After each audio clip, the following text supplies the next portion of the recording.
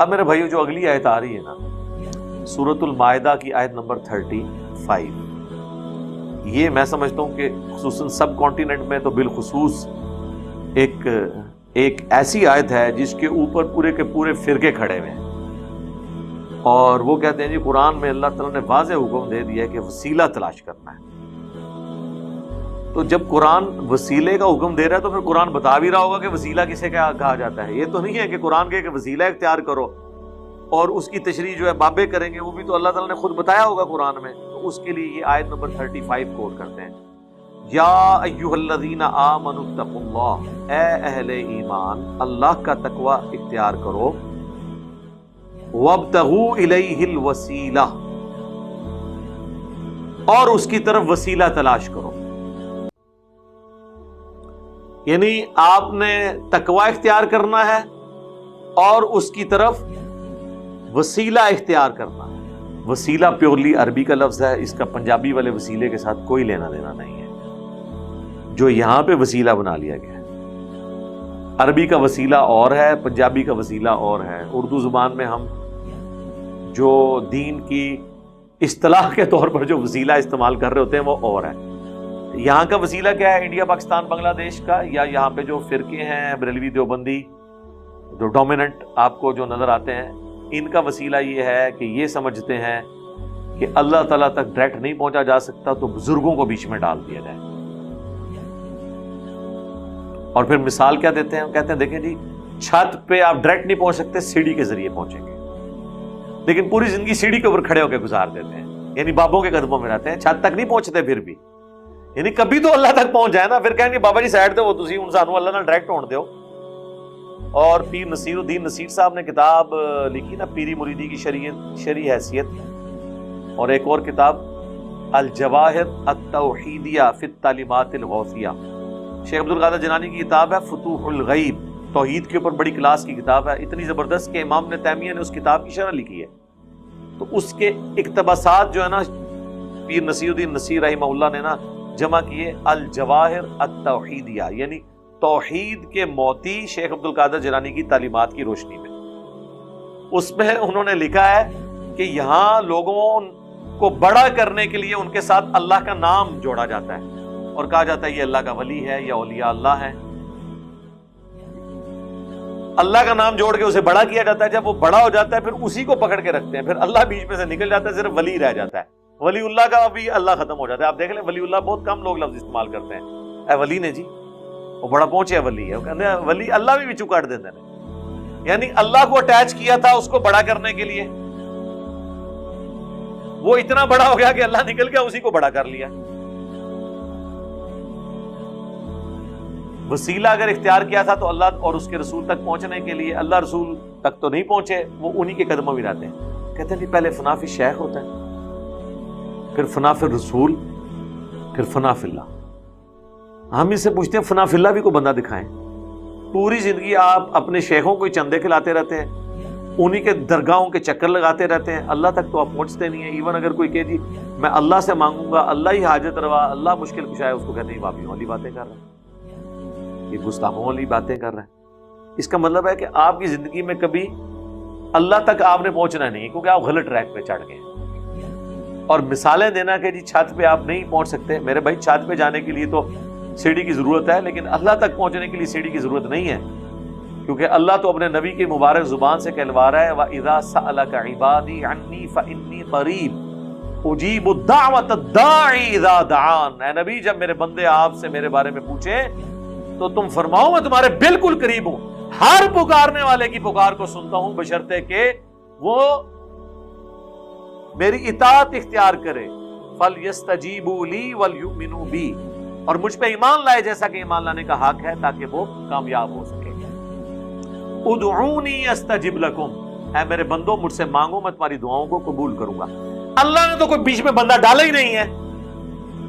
کوئی قرآن کی ایک دعا دکھائیں انکلوڈنگ حضرت آدم علیہ السلام کی دعا کے جس میں کوئی بندہ بیچ میں ڈالا ہو۔ اللہ 40 کے قریب کم از کم دعائیں قرآن میں آئی ہیں ربنا کے سیغے کے ساتھ، کوئی بابا، کوئی بزرگ، کوئی فرشتہ، کوئی پیغمبر نہیں ہے۔ تو اللہ تو یہ کہہ نہیں رہا میں بندہ بیچ پانا ہے، تو زبردستی مثالیں دے رہے ہو دنیا کی۔ اس کے لیے پھر میں نے ایک پھکی تیار کی ہوئی ہے میرے پاس، تو آپ کو پتہ ہے نا اینٹی وینم ہے، کیونکہ کوبرا سانپ کاٹ جائے اس کا علاج کوبرے کے زہر سے ہی ہوتا ہے، اسے کہا جاتا ہے اینٹی وینم، تو دوائی یعنی کوئی اثر نہیں کرتی۔ تو اس کا اینٹی وینم میں نے یہ رکھا ہوا ہے کہ اگر آپ اللہ کے لیے مثالیں بیان کریں گے نا، تو پہلی بات ہے قرآن میں آیا کہ اللہ تعالیٰ کے لیے مثالیں بیان نہ کرو، حتیٰ کہ یہاں تک آیا وَلَا تَقُولُوا عَلَى اللَّهِ إِلَّا الْحَقَّ، اللہ پہ مت کوئی بات کیا کرو مگر وہی جو حق پر مبنی ہے، جھوٹ نہ بولو، لا تغلو فی دینکم، اپنے دین میں غلو نہ کرو۔ اللہ نے تو یہ بیان کر دیا کہ میرے لیے کوئی مخلوق کی مثال بیان کی جائے سوائے ان مثالوں کے جو اللہ نے قرآن میں خود بیان کر دی۔ دوسرا، دنیا کی ساری مخلوقات، اس کائنات کی ساری مخلوقات مل کے قیامت والے دن اللہ کی عدالت میں کسی شخص کے خلاف جھوٹی گواہی دے دیں، یہ بالفرض ہے سمجھانے، سارے جن، سارے فرشتے، سارے پیغمبر، سارے انسان جھوٹی گواہی دے دیں کسی بندے کے بارے میں، کیا اللہ تعالیٰ اس گواہی کو قبول کر کے اس بندے کے خلاف فیصلہ سنا دے گا؟ کیوں؟ دنیا میں تو ایسے ہی ہوتا ہے کہ اگر لوگ کسی شخص کے خلاف جھوٹی گواہی بھی دے دیں اور ظاہر ہے کہ کوئی ایکسٹرا کوئی ثبوت نہ ہو اس کو اپنی بے گناہی ثابت کرنے کے لیے، تو دنیا میں اس کی سزا ایکزیکیوٹ ہو جاتی ہے، تو آخرت میں بھی ہو جانی چاہیے، کیونکہ آپ تو دنیا کی مثالیں دیتے ہیں نا۔ تو دنیا کا اگر قاضی، کیونکہ قاضی کے پاس تو علم الغیب نہیں ہے، وہ جو سامنے گواہی ہے اس کی بنیاد پہ فیصلہ کر دیتا ہے، تو اللہ کو بھی چاہیے کہ وہ بھی فیصلہ کر لے، اللہ فیصلہ نہیں کرتا، اس کا مطلب ہے اللہ کے لیے دنیا کے جسٹس کی مثال بھی نہیں دی جا سکتی، تو دنیا کی چھت اور سیڑھی کی مثال بھی اللہ کے لیے نہیں دی جا سکتی، کیونکہ اللہ تو بیچ میں ڈال ہی نہیں رہا کسی کو، وہ تو انسانیت کا میگنا کارٹا جسے کہا کرتے تھے ڈاکٹر اسرار صاحب، جو برٹن امپائر کے اندر حکمران سے رعایا ڈائریکٹ سوال پوچھ سکتی ہے، اس کے لیے جو رول بنایا گیا، وہ جو ایک پورا چارٹر تیار ہو، اسے میگنا کارٹا کا، ڈاکٹر اسرار صاحب فرماتے تھے انسانیت کا میگنا کارٹا سورۃ البقرہ کی آیت نمبر 186 ہے، وَإِذَا سَأَلَكَ عِبَادِي عَنِّي فَإِنِّي قَرِيبٌ، جس طرح وہاں گورے کہتے تھے نا ہم حکمران کے دروازے کو کھٹکھٹا سکتے ہیں انصاف کے لیے جس وقت چاہیں، اور اللہ کیا کہہ رہا ہے، اے نبی جب میرے بندے آپ سے میرے بارے میں پوچھیں فرماؤ میں تمہارے بالکل قریب ہوں، ہر سننے والے کی پکار کو سنتا ہوں، اجیب الدعوۃ الداعی اذا دعان، جب وہ مجھے پکارے۔ اللہ نے تو بیچ میں چیز رکھی نہیں، انہوں نے بیچ میں بندے ڈالے۔ البتہ یہ بات صحیح ہے کہ جو چیز اللہ نے اپنے لیے خود پسند کی ہے، مثلا اللہ نے اپنے لیے یہ چیز پسند کی کہ آپ نے میرے تک پہنچنے کے لیے پیغمبروں کی تعلیمات اور ان پر نازل ہوئی ہوئی کتابوں کو فالو کرنا ہے۔ اب جو شخص پیغمبروں اور کتابوں کو بیچ میں سے نکال کے ڈائریکٹ اللہ تک پہنچے گا، ہم اس کی توحید کو اور ایمان کو شیطانی توحید ہی کہیں گے، رحمانی نہیں ہو، کیونکہ انبیاء رول ماڈل ہوتے ہیں۔ تو وسیلے کا لفظ ان معنوں میں اگر کسی نے بولنا ہے کہ اللہ تک پہنچنے کا ذریعہ، تو سر وہ پھر اللہ کے پیغمبر اور اس کی کتابیں ہیں، اللہ اور اس کے رسول کی تعلیمات ہیں۔ وہ ٹھیک ہے امام بخاری امام مسلم کی بھی کنٹریبیوشن ہے، لیکن اس کے اندر جو کچھ لکھا ہے وہ تو نبی الاسلام کی حدیث ہے نا، ان کے لیے تو اپنا ثواب موجود ہے، ہم ویڈیو میں بیان کر رہے ہیں، ہمارے لیے ثواب موجود ہے۔ کئی لوگ ہمیں بھی آ کہتے ہیں کہ آپ ہمارے لیے ہدایت کا وسیلہ بنے، ہم ہمیشہ یہ کہتے ہیں کہ یار وہ وسیلہ تو اللہ کسی کو بھی بنا لیتا ہے، اصل مسئلہ یہ ہے کہ اللہ نے تمہارے لیے ہدایت کا فیصلہ کیا بسبب اس کے کہ تمہارے اندر کوئی رمق موجود تھی سچائی قبول کرنے۔ اصل جو وسیلہ اس اعتبار سے ہے تو وہ پیغمبر ہیں اور کتابیں ہیں۔ باقی جو انڈیا پاکستان میں جو وسیلے والا اختلاف ہے، اس کے اوپر میرا مسئلہ 43 بڑی ڈیٹیل کے ساتھ ریکارڈڈ ہے، اور آلموسٹ آج سے تقریباً 1.5-2 سال پہلے میں نے ایک ڈیٹیل لیکچر اور ریکارڈ کرایا تھا، وسیلے کے نام پر دھوکہ۔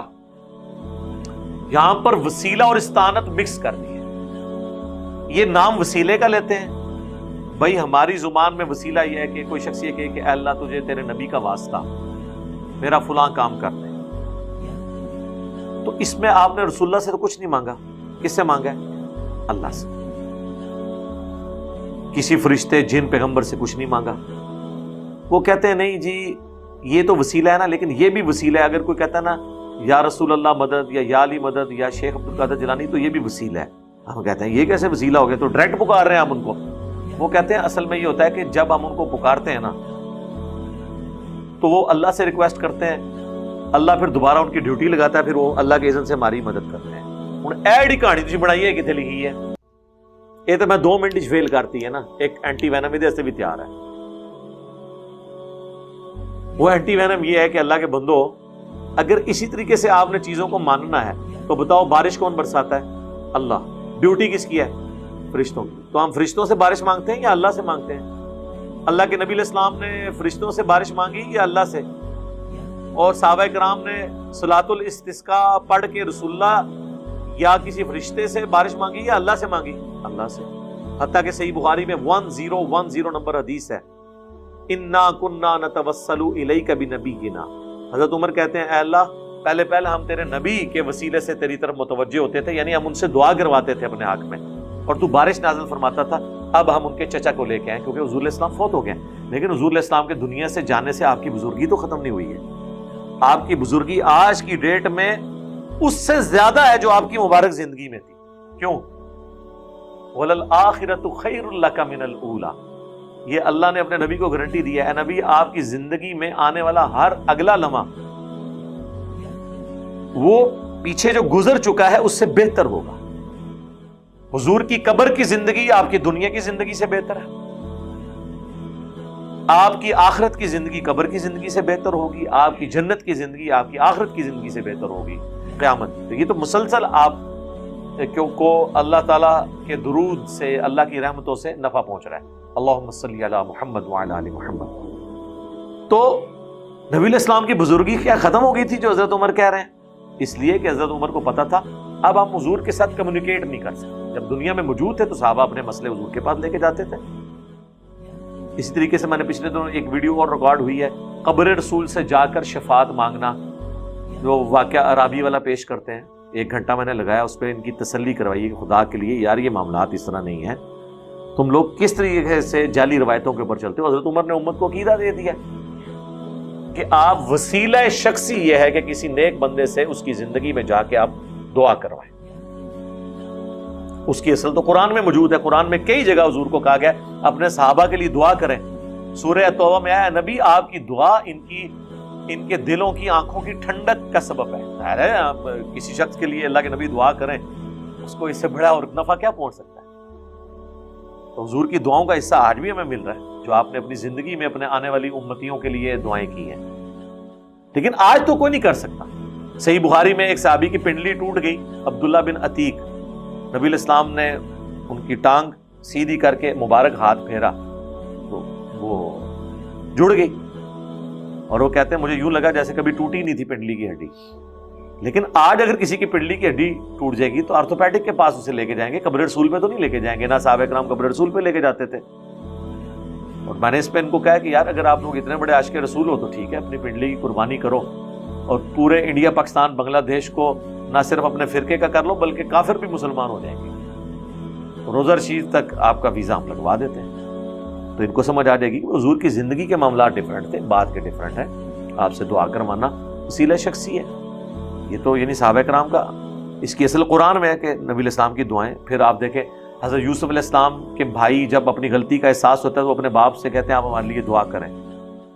تو دعا کروانا وسیلہ شخصی ہے. یہ وہ وسیلہ ہے جو اصل وسیلہ ہے. تو ٹوٹل 5 وسیلے ہیں، ان میں سے پہلا وسیلہ ہے کسی نیک بندے سے جو آپ کے سامنے موجود ہے جا کے دعا کروانا. مسئلہ 43 میں نے ڈیٹیل سے اس کے دلائل دیا. دوسرا وسیلہ ہے نیک اعمال کے ذریعے اللہ کو واسطہ پیش کرنا، جو قرآن میں ہے وَاسْتَعِینُوا بِالصَّبْرِ وَالصَّلَاةِ. صبر اور نماز کے ذریعے اللہ کی مدد چاہو. بخاری مسلم میں 3 لوگ غار میں پھنس گئے تھے اور آگے پتھر آ گیا. تینوں نے اپنے ایک نیکی اللہ کی بارگاہ میں پیش کی اور کہا اس کے وسیلے سے اگر یہ عمل تیری بارگاہ میں قبول ہے تو اس پتھر کو ہٹا دے. تھوڑا تھوڑا کر کے وہ پتھر کھسکا اور وہ آزاد ہو گیا. یہ دوسرا وسیلہ ہے اپنے نیک اعمال کا جو آپ نے اللہ کی رضا کی خاطر کیے. آپ اللہ کے حضور پیش کریں، اللہ تعالیٰ اس کی برکت سے آپ کی پرابلمز کو سوالو کرے. تیسرا وسیلہ ہے اللہ تعالیٰ کے کلمات تامہ کے ذریعے، اللہ تعالیٰ کے کلمات کے ذریعے جو قرآن میں آیا وَلِلَّهِ الْأَسْمَاءُ الْحُسْنَى فادعوہ بہا، اللہ کے لیے ہے سارے اچھے نام، اللہ کو اس کے ناموں کے ذریعے پکارو. جو ہم کہتے ہیں نا اعوذ بکلمات اللہ التامات من شر ما خلق، اللہ تعالیٰ کے جو اسماء قرآن میں ہے اس کے ذریعے اللہ کی طرف متوجہ ہوتے ہیں. صحیح بخاری اور سنن ابو داؤد میں حدیث ہے کہ اے اللہ، ابراہیم اپنے دو بیٹوں اسحاق اور اسماعیل کو ان کلمات کے ذریعے تیری پناہ میں دیتے تھے، میں بھی اپنے دو بیٹے حسن و حسین کو ان کلمات کے ذریعے تیری پناہ میں دیتا ہوں. اعیذکما بکلمات اللہ التامہ من کل شیطان وہامہ ومن کل عین لامہ، ہر طرح کے شیاطین کے اگینسٹ، ہر طرح کے نظر لگانے والی چیزوں کے اگینسٹ میں تیری پناہ میں دیتا ہوں. بسم اللہ الذی لا یضر، میں اس اللہ کے نام کے ساتھ آغاز کرتا ہوں کہ جس کے نام کی برکت سے زمین و آسمان میں کوئی چیز نقصان نہیں پہنچا سکتی. لا الہ الا اللہ وحدہ لا شریک لہ، یہ سارے اللہ کے کلمات ہیں. یہ تیسرا وسیلہ ہے. اور چوتھا وسیلہ ہے نبی علیہ السلام کے مبارک تبرکات سے فیض حاصل کرنا، جو صحیح مسلم میں ہے کہ حضرت اسماء نے نبی علیہ السلام کا ایک کالا جبہ کسروانی طیالسی نکالا اور کہا یہ حضور پہنتے تھے، ہم اس کا دھون مریضوں کو شفا کے لیے پلاتے ہیں. حضور کی وفات کے بعد بھی اس سے لوگ نفع حاصل کر رہے ہیں. یہ بھی ایک ذریعہ ہے اللہ سے شفا حاصل کرنے کا، لیکن یہ جعلی نہ ہو بنے ہوئے تبرکات، اصلی. صحیح بخاری میں آتا ہے ام سلمہ ہماری ماں کے پاس حضور کی داڑھی اور سر کے چند بال تھے، ایک انہوں نے برتن کے اندر رکھے ہوئے تھے. جب کوئی محلے میں بیمار ہوتا تھا پانی کا پیالہ بیچتا تھا، ام سلمہ اس میں ڈبوتی تھی اور مریضوں کو شفا ہو جاتی تھی. یہ چوتھا وسیلہ ہے جو آپ اڈاپٹ کر سکتے ہیں. یہ تو آج کل تو اس وسیلے کا رسک نہیں لیا جا سکتا، لوگ آپ کو خام خواہ کی چیزیں ہی بتائیں گے اس میں. اور پانچواں وسیلہ یہ ہے کہ آپ اچھا یہ جو آپ کی مزارات کے اوپر دیکھیں نا، انہوں نے نبی علیہ السلام کی مبارک جوتیاں بھی رکھی ہوئی ہیں، پاؤں کے نشان لکڑی میں خود کسی سے کھدوا کے رکھے ہوئے ہیں، اور پھر لوگ اس کو کر رہے ہوتے ہیں اور حضور کے ان چیزوں سے وسیلہ حاصل کر رہے ہیں. وہ نہیں. پانچواں وسیلہ ہے ایک جنت میں مقام ہے وسیلہ، جو بخاری مسلم میں حدیث ہے کہ جنت کا ایک مقام ہے الوسیلہ، جو اس کائنات میں ایک ہی شخص کو ملے گا، اور میں اللہ سے امید کرتا ہوں وہ شخص میں ہوں. اچھا جنت میں حضور کا پڑوس تو مل سکتا ہے، لیکن حضور جس مقام پہ ہوں گے وہ کسی کو بھی نہیں ملنا، وہ ایک ہی مقام اللہ نے بنایا الوسیلہ. اور بخاری مسلم کے الفاظ ہیں جو شخص میرے لیے اس مقام کی دعا کرے گا میری شفاعت قیامت والے دن اس کے لیے حلال ہو جائے گی. اور مسلم شریف میں الفاظ ہیں کہ جو اذان کا جواب دے اس کے بعد درود شریف پڑھے اور الوسیلہ والی دعا مانگے، اللہم رب هذه الدعوۃ التامہ، وہ والی دعا، تو قیامت والے دن میری شفاعت اس کے لیے حلال ہو جائے گی. تو یہ 5 وسیلے ہیں جو یعنی جن وسیلوں کو کتاب و سنت جانتے ہیں. آپ والے وسیلوں کو کتاب و سنت نہیں جانتے. باقی ایک چھٹا وسیلہ ہے کسی شخصیت کی وجاہت کا وسیلہ اللہ کے حضور پیش کرنا. زندگی تک تو ٹھیک ہے، وہ سنن نبی داؤد میں، سنن ابن ماجہ میں حدیث ہے. ابن ماجہ کی یہ ایک ایسی یونیک حدیث ہے، ترمذی میں بھی ہے، ابو داؤد میں، ابن ماجہ میں، جس کو امام ابن ماجہ نے خود ساتھ لکھا ہے کہ یہ صحیح سند سے ہے. حدیث صحیح ہے. وہ ایک نابینا صحابی نبی علیہ السلام کے پاس آئے کہ یا رسول اللہ، اسی کے اوپر انہوں نے پورا لیکچر دیا تھا، وسیلے کے نام پہ دھوکا. بھی وسیلے کو ہم مانتے ہیں، یا رسول اللہ دعا کریں میری بینائی آ جائے. آپ نے فرمایا صبر کر لو تو جنت ہے. ان کا نہیں یا رسول اللہ آنکھیں چاہیے، جنت لب بھی جانی ہے، کچھ بھی ہے تیرے محبوب کی امت سے ہیں. ان کے لیے تو خیر جینون تھا. حضور نے فرمایا جاؤ وضو کرو. وضو کیا، 2 نفل پڑھے اور کہا دعا پڑھو. اس دعا میں الفاظ تھے اے اللہ میں تیرے نبی کے وسیلے سے تیری طرف متوجہ ہوتا ہوں، اور اے اللہ کے نبی میں آپ کے وسیلے سے آپ کے رب کی طرف متوجہ ہوتا ہوں. اے اللہ میرے نبی کی دعا میرے حق میں، میرے نبی کی شفاعت میرے حق میں قبول فرما. ان کی بینائی واپس آ گئی. اچھا اس میں تو مانگے ہی اللہ سے ہے، اے اللہ میں تیرے نبی کے وسیلے سے تیری طرف متوجہ ہوتا ہوں، اور یا رسول اللہ میں آپ کے ذریعے سے آپ کے رب کی طرف متوجہ. یہ وسیلہ شخصی ہے جو حضور سامنے موجود تھے، جو حضرت عمر کا فرمان ہے 1010 نمبر حدیث صحیح بخاری کہ جب تک تیرے نبی ہم میں موجود تھے انا کننا نتوسل الیک بنبینا، ہم اپنے نبی سے دعائیں کرواتے ہیں. یہ آخری الفاظ کھا جاتے ہیں جو وہ صحابی کہتا ہے کہ اے اللہ میرے نبی کی دعا میرے حق میں قبول کر. یہ پہلے پڑھتے ہیں اے اللہ میں تیرے نبی کے وسیلے سے متوجہ ہوتا ہوں, یا رسول اللہ میں آپ کے وسیلے سے.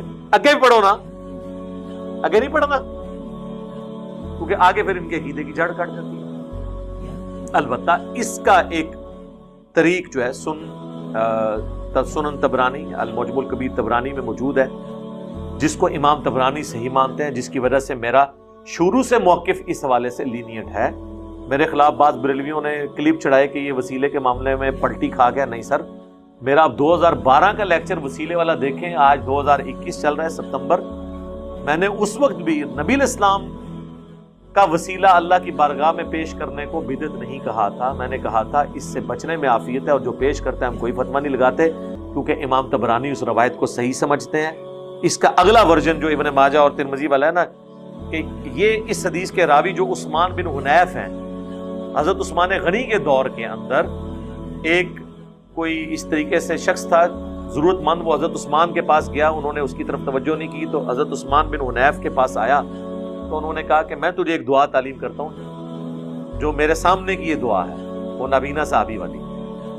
تو وہ دعا اس نے کی تو اس کی وہ حاجت پوری ہو گئی حضرت عثمان کے دور میں, کہ یا رسول اللہ میں آپ کے وسیلے سے. تو وہ کہتے ہیں جی یہ والا پورشن جو ہے بتا رہا ہے کہ ہم آج بھی حضور کا وسیلہ پیش کر سکتے ہیں. سر کریں, ہمیں کوئی اعتراض نہیں, اس میں آپ یہی کہیں کہ یا رسول اللہ میں آپ کے وسیلے سے اللہ کی طرف متوجہ ہوتا ہوں, اے اللہ میں تیرے نبی کے وسیلے سے تیری طرف متوجہ ہوتا ہوں, میرے نبی کی دعا میرے حق میں قبول فرما.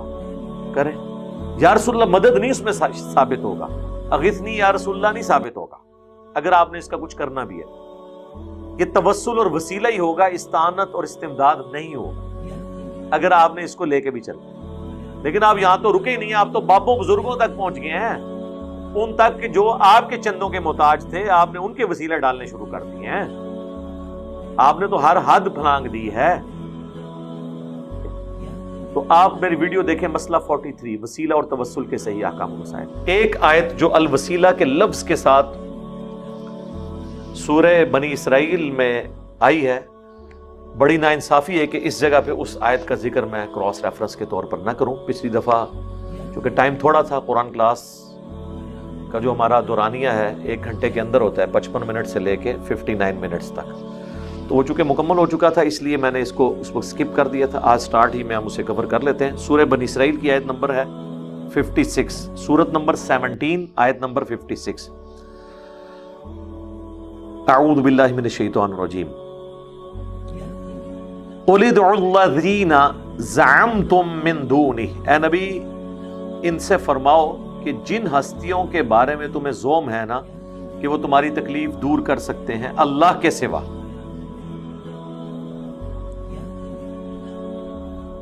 ان کو پکار کے دیکھ لو. فَلَا يَمْلِكُونَ كَشْفَ الضُّرِّ عَنْكُمْ وَلَا تَحْوِيلًا, نہ تو وہ تم سے کوئی تکلیف دور کر سکتے ہیں اور نہ ہی بدل سکتے ہیں. کہتے ہیں نا جی جو 11ویں دیتا ہے اس کی تکلیف اس سے پلٹ کے دشمنوں پہ چلی جاتی ہے, تو وہ اللہ نے نفی کر دی کہ نہ تو کوئی تکلیف کسی سے دور کر سکتا ہے, نہ اس کی آئی ہوئی تکلیف کسی اور کے اوپر ڈال سکتا ہے. اب یہاں پہ جب ہم اتنا حصہ بیان کریں گے کیونکہ یہ تو بتوں کے بارے میں ہے, اولیاء اللہ کے بارے میں, فرشتوں کے بارے میں, انبیاء کے بارے میں نہیں ہے. اچھا اگلی آیت پڑھ لیتے ہیں. اولئک الذین یدعون, یہ لوگ جن ہستیوں کو پکار رہے ہیں ان کا اپنا حال یہ ہے, یدعون یبتغون الی ربہم الوسیلہ, جن کو یہ پکار رہے ہیں وہ تو خود اپنے رب کے پاس وسیلہ تلاش کرتے ہیں. پنجابی والا وسیلہ نہیں, عربی والا وسیلہ تلاش کرتے. اس سے مراد پھر کیا ہوا؟ نیک بندے. بت تو وسیلہ نہیں تلاش کر رہے نا, ان کے اوپر تو کوئی شریعت کی اوبلیگیشن نہیں ہے. اللہ تعالیٰ ہمارا جن ہستیوں کو یہ پکار رہے ہیں نا وہ تو خود اللہ کی طرف وسیلہ تلاش کرتے ہیں. کیا وسیلہ تلاش کرتے ہیں؟ ایہم اقرب, کہ کون اللہ کے جتنا قریب ہو سکتا ہے وہ قریب ہو جائے.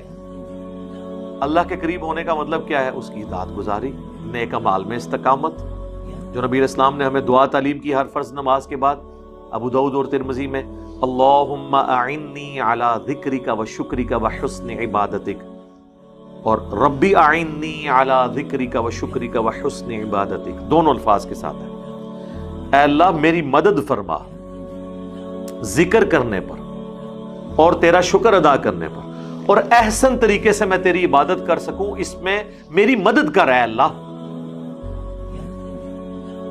پھر جو میں نے آپ کو دعا بتائی تھی، جو نبی علیہ السلام کی خواہش ہے کہ میرے ہر امتی کو یاد ہو، جو نبی علیہ السلام کو اللہ کی خواب میں زیارت ہوئی تھی جامعہ ترمذی میں، حدیث موجود ہے مشکات میں 748 نمبر پہ وہ حدیث ہے۔ اس میں جو حضور کی دعا ہے، جو آپ صلی اللہ علیہ وسلم نے اللہ تعالیٰ سے ڈائریکٹ مانگا جب اللہ کو دیکھا خواب میں، اللہم انی اسألک فعل الخیرات وترک المنکرات وحب المساکین وان تغفر لی وترحمنی واذا اردت فتنة فی قوم فتوفنی غیر مفتون واسألک حبک وحب من یحبک وحب عملی یقربنی الی حبک۔ اے اللہ مجھے اپنی محبت دے، ہر اس شخص کی محبت دے جس سے تو محبت کرتا ہے، اور ہر اس عمل کی محبت میرے دل میں ڈال دے جو مجھے تیرا قرب دے دے۔ یہاں کیا گیا؟ عمل قریب کرنے کے لیے۔ اور شخصیت کوئی ہوگی تو وہ وقت کا پیغمبر ہوگا کہ آپ اس کی محبت دل میں رکھ کے اس کی اطاعت کریں۔ اسی کو اتباع رسول کہا گیا صلی اللہ علیہ وآلہ وسلم۔ تو اللہ تعالیٰ وہ تو خود اللہ کو پکارتے ہیں، وہ خود وسیلے کی تلاش میں ہیں۔ اقرب، کون ان میں سے اللہ کے اقرب قریب ہو جائے؟ وَيَرْجُونَ رَحْمَتَهُ، اور وہ تو ہر وقت خود اللہ سے رحمت کا سوال کرتے ہیں۔ وَيَخَافُونَ عَذَابَهُ، اور ڈرتے رہتے ہیں اس کے عذاب سے۔ یہاں کہتے ہیں جی مولا علی نے فرمایا تھا، نہ تو میں جنت کے لالچ میں عبادت کرتا ہوں، نہ جہنم کے خوف سے۔ یہ جنت شیطان نے بنائی ہے یا اللہ نے؟ جہنم شیطان نے بنائی ہے یا اللہ نے؟ تو مولا علی کب یہ کر سکتے ہیں بات؟ جب جنت اور جہنم اللہ نے بنایا ہے، تو جنت کی لالچ اللہ کی نعمتوں کی لالچ ہے، کیونکہ جنت میں اللہ کا دیدار ہوگا۔ کون بدبخت ہوگا جو جنت کا سوال نہ کرے؟ صحیح مسلم میں حدیث ہے، نبی علیہ السلام جب بھی نماز پڑھتے ہوئے جنت کی آیات آتی تو اللہ سے جنت مانگتے، جب جہنم کی آیات آتی تو جہنم کے عذاب کے اگینسٹ اللہ سے پناہ مانگتے۔ رسول اللہ تو جنت کا سوال کرتے تھے۔ تو آپ مولا علی کی طرف یہ جھوٹ منسوب کر رہے ہیں، کبھی رابعہ بصریہ کی طرف جھوٹ منسوب کرتے ہیں۔ چلیں رابعہ بصریہ کی تو ہمیں کوئی فکر نہیں، وہ تو آپ کے ساتھ لینا دینا ہے۔ مولا علی پہ تو ہم آپ کو جھوٹ نہیں باندھنے دیں گے، ان کی تعلیمات تو یہ نہیں ہے۔ اور قرآن کیا کہہ رہا ہے کہ میرے نیک بندے مجھ سے رحمت کا سوال کرتے ہیں اور ڈرتے رہتے ہیں میرے عذاب سے۔ اور اگلی بات بڑی سخت ہے، ان عذاب ربک کان محذورا، اے نبی تیرے رب کا عذاب چیز ہی ایسی ہے کہ اس سے ڈرا جائے۔ جی بے خوف نہیں آپ ہو سکتے۔ سورہ الفرقان میں نیک بندوں کی نشانی کیا آئی ہے؟ ربنا اصرف عنا عذاب جہنم ان عذابها کان غراما، اے رب ہمارے ہم سے جہنم کا عذاب پھیر دے، بے شک جہنم کا عذاب ہمارے گلے کا پھندا بن چکا ہے، ہر وقت لٹکتی تلوار ہے، ہم سے یہ دور کر دے۔ یہ نیک بندوں کی نشانی ہے۔ سنن نبی داؤد میں نبی علیہ السلام کی حدیث ہے، فجر اور مغرب کے بعد 7 دفعہ ذکر اللہم اجرنی من النار، اے اللہ بچا لے مجھے آگ سے۔ سر پھر ہم کیوں نہ کہیں کہ مرنے سے پہلے اے مسلمان کر لے اس پہ غور، کتابوں کا خدا اور ہے، بابوں کا خدا اور، کتابوں کا پیغمبر اور ہے، بابوں کا پیغمبر اور۔ جی یہ کتابوں والا پیغمبر ہے جس کی تعلیمات یہ ہے۔ تو اس آیت میں بھی اللہ تعالیٰ نے فرما دیا کہ نیک بندے جن کو تم پکار رہے ہو نا، نہ وہ تکلیف دور کر سکتے ہیں، کام بھی ختم، اور وہ تو خود اللہ سے رحمت مانگتے رہتے ہیں۔ مراد یہ کہ جو وہ کر رہے ہیں نا تم بھی وہی کرو۔ جی صراط الذین انعمت علیہم، صراط الذین انعمت علیہم تو اللہ کو پکارتے تھے، آپ نے صراط الذین انعمت علیہم کو پکارنا شروع کر دیا۔ عیسیٰ ابن مریم امام الموحدین تھے، آپ نے عیسیٰ ابن مریم کو پکارنا شروع کر دیا، ڈیوینٹی میں کلیم کر دیا۔ کتنا فرق ہے۔